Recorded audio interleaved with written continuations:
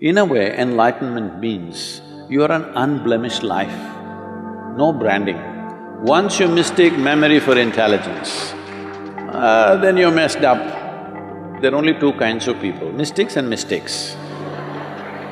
If you see things just the way they are, people will label you as a mystic.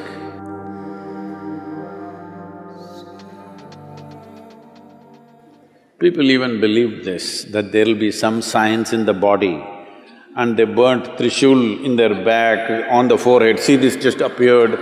In the West, people show their hands and there are marks here and say, I have the crucifixion marks, so Jesus has appeared for me. In India, Shankha will appear on the shoulder, you just have to burn yourself. You can brand yourself with Shankha Chakra or with crucifixion marks or whatever nonsense you want. In a way, enlightenment means you are an unblemished life, no branding. So you brand yourself and you think you're enlightened, very sorry. So, if there is no brandings, how do you recognize? You cannot recognize. You cannot recognize. How does anybody here know I'm enlightened or not? I never made a statement on that. So how do they know? They're just assuming. Yes. See, you go and sit in front of your kindergarten teacher. Do you know how knowledgeable he or she is? No, but that he or she knows ABC, you do not know, so you sit.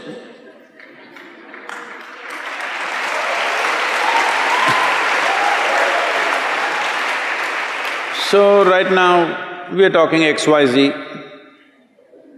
You do not know, so you sit. So what does it matter whether I got acknowledgement from somewhere else or not?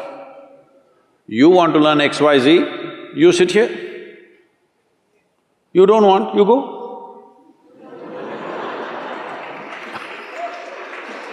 So,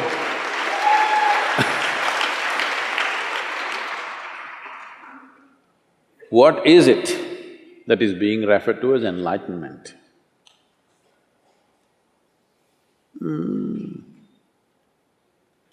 You know, there's something called as daybreak. It's a good word, I like that. It's called sunrise, but it's a daybreak. The day broke. Is it? No, it's a night that broke. Hello? The day broke or the night broke? Night broke. Night means what in our perception? Darkness. If you were an owl, it would be different. In your perception, night means uncomfortable because dark. Your visual apparatus are not comfortable in darkness. That's why we invented all these lights and this and that. Why? Because we are not comfortable when it's dark, because we don't know what is what. In light, we see things clearly. So if night broke, that means if clarity appeared, this is all sunrise is doing to you. You could not see, you were struggling, sun came, suddenly confidence. You know where to go, where not to go, what to step into, what not to step into. This is all enlightenment is.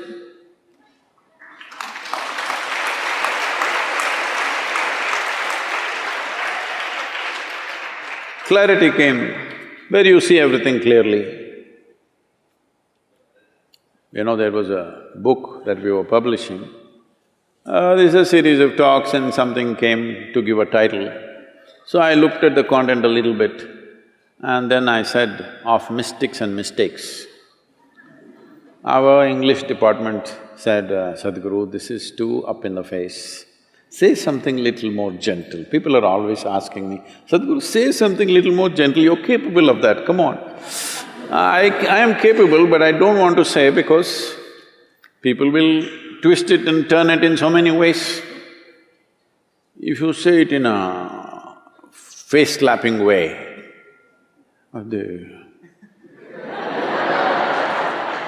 they don't meddle with it too much. So, I said of mystics and mistakes. What it means is, there are only two kinds of people, mystics and mistakes. If you see things just the way they are, people will label you as a mystic. So what are they? They're a mistake.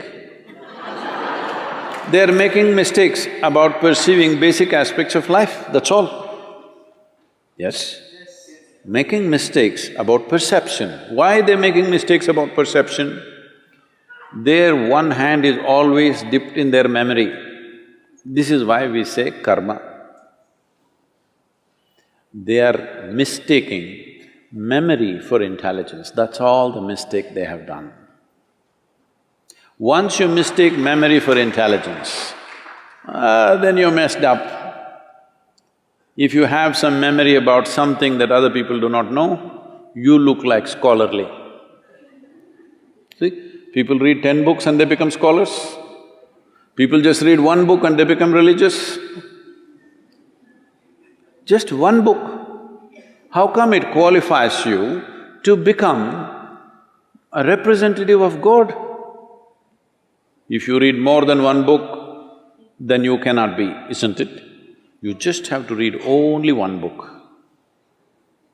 So, this is mistaking memory for intelligence. Our entire education system is just this rubbish, mistaking memory for intelligence. If you mistake memory for intelligence, we call you a karma case.